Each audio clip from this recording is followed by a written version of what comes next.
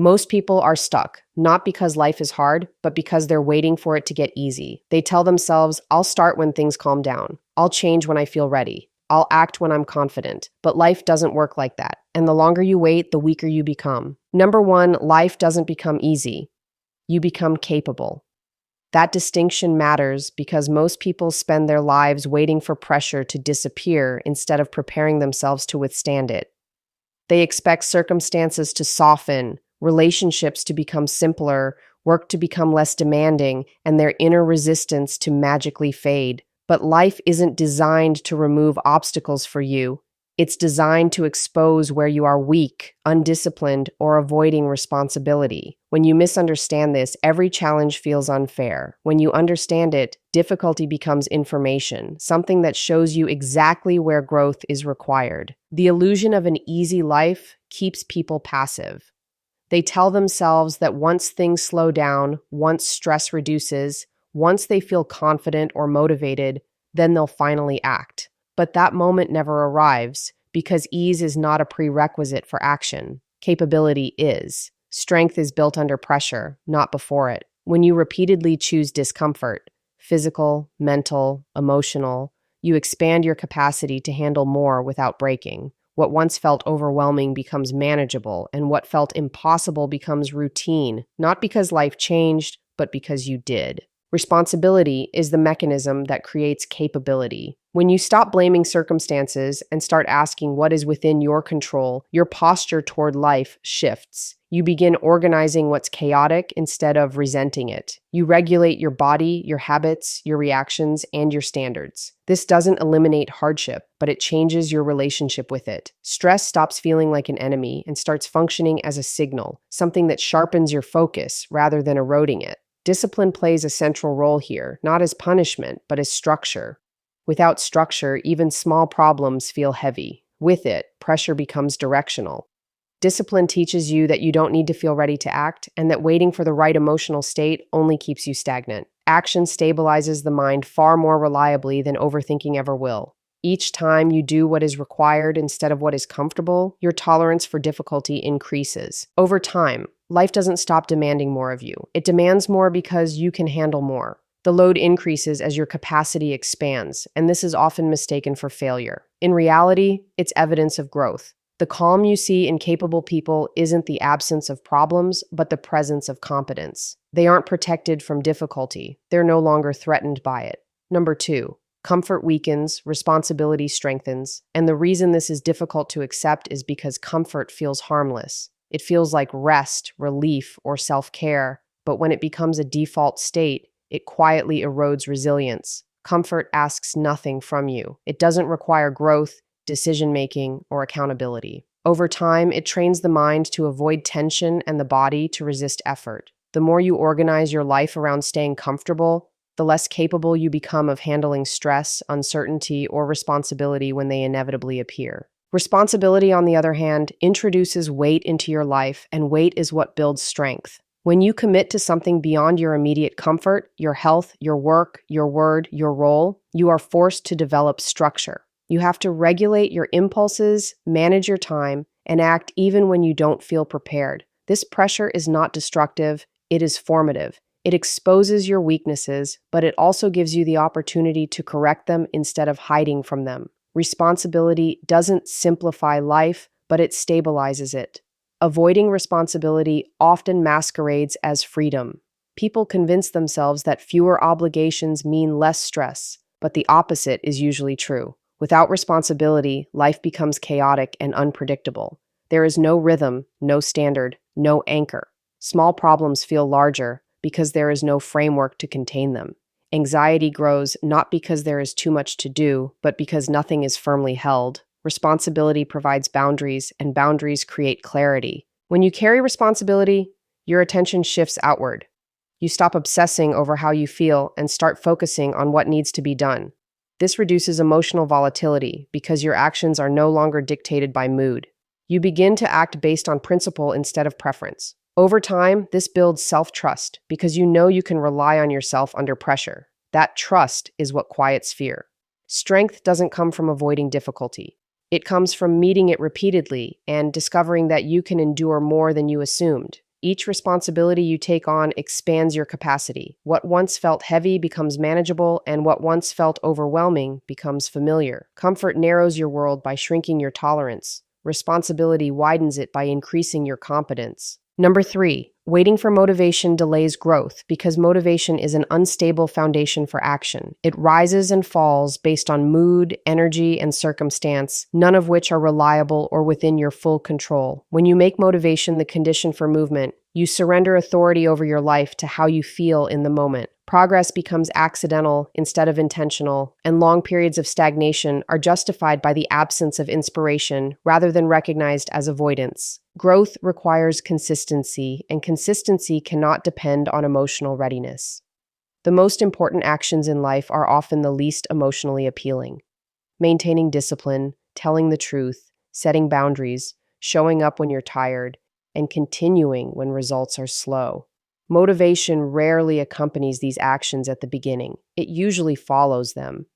Waiting to feel inspired before acting reverses the natural order of development and keeps you trapped in cycles of hesitation and self-doubt. The longer you wait for motivation, the more power resistance gains. Tasks feel heavier the more they are postponed, not because they become harder, but because avoidance amplifies fear. The mind fills the gap with overthinking, self-criticism, and imagined consequences. What could have been resolved through simple action becomes psychologically inflated. This creates the illusion that you need more motivation, when what you actually need is movement.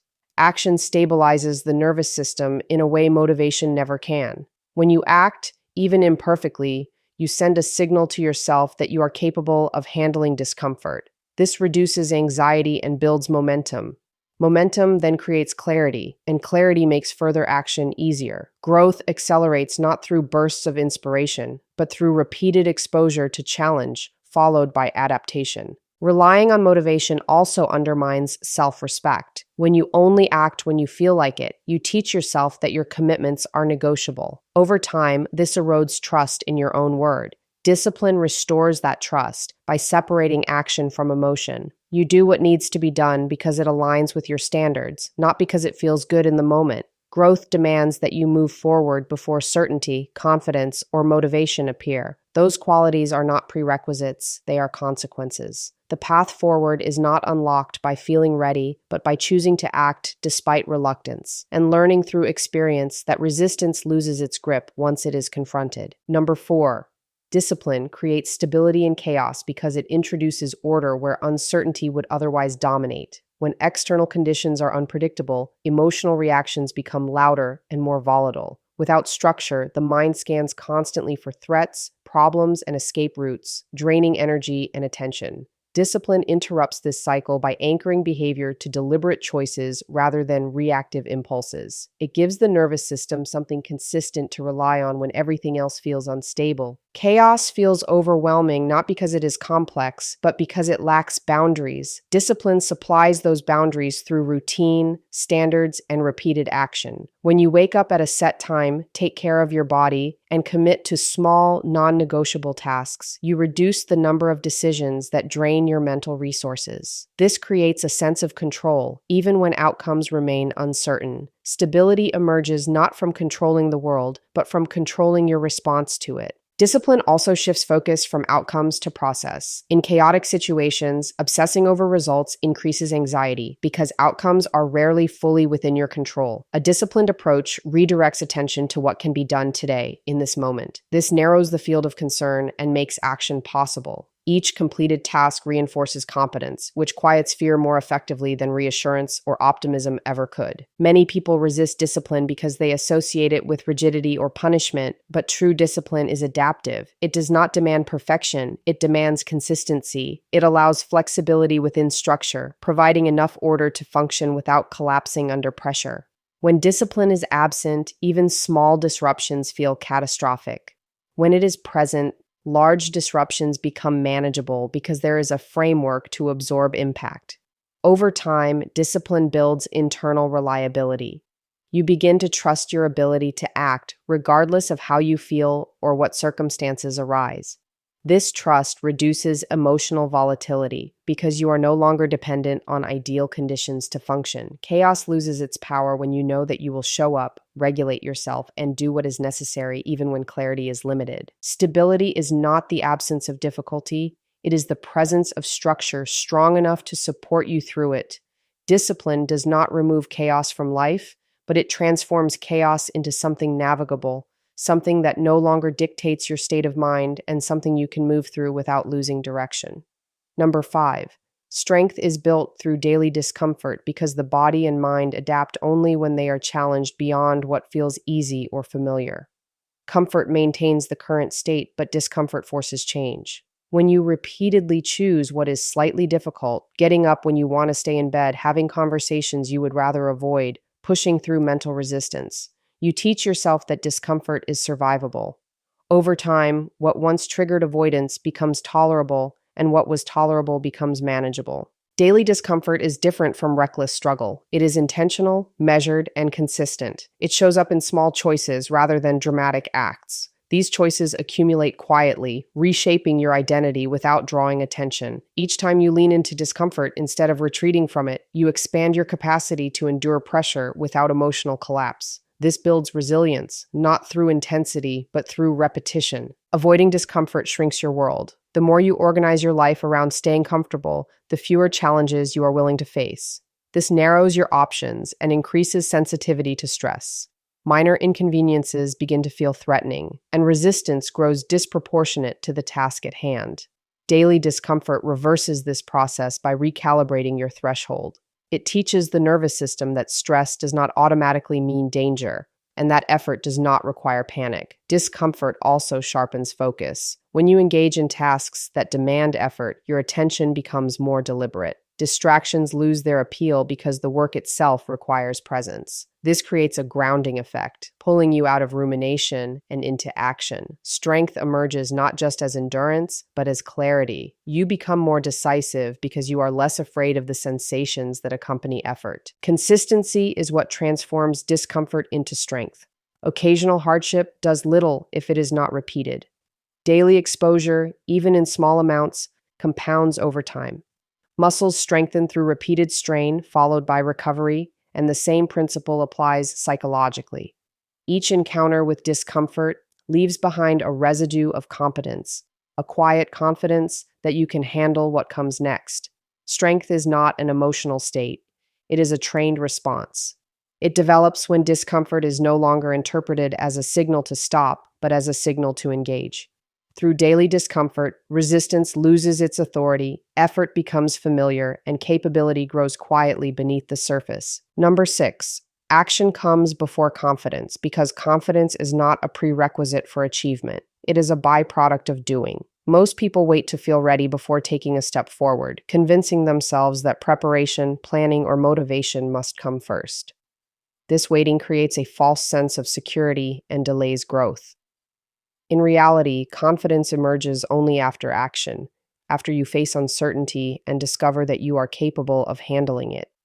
Without action, confidence remains an abstract idea, a wish rather than a reality. When you act first, you create tangible evidence of your capability. You learn what works, what doesn't, and where your limits lie. Each step, no matter how imperfect, reduces fear because it confronts it directly. Fear is fueled by imagination and avoidance, and the longer you wait, the larger it grows. Action shrinks fear by showing the mind that obstacles are navigable. Confidence follows naturally because it is based on real experience, not on wishful thinking or imagined readiness.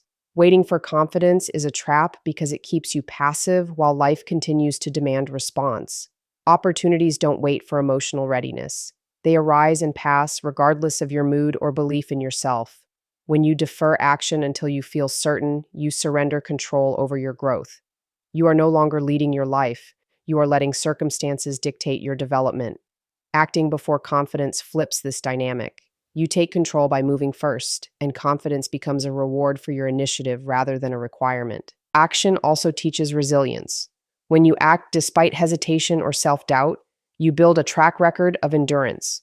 You discover that discomfort is temporary and manageable, that mistakes are correctable, and that perseverance produces results even when conditions are not ideal.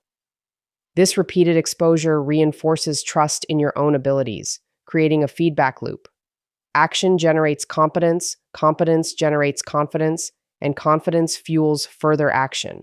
Without the initial step, this loop cannot begin. Moreover, action transforms abstract goals into concrete experience. Planning, thinking, and strategizing can never replicate the clarity gained through direct engagement. When you act first, you encounter reality in a way that no amount of preparation can simulate. This reality provides lessons, perspective, and practical knowledge that build not only confidence, but judgment, insight, and mental toughness.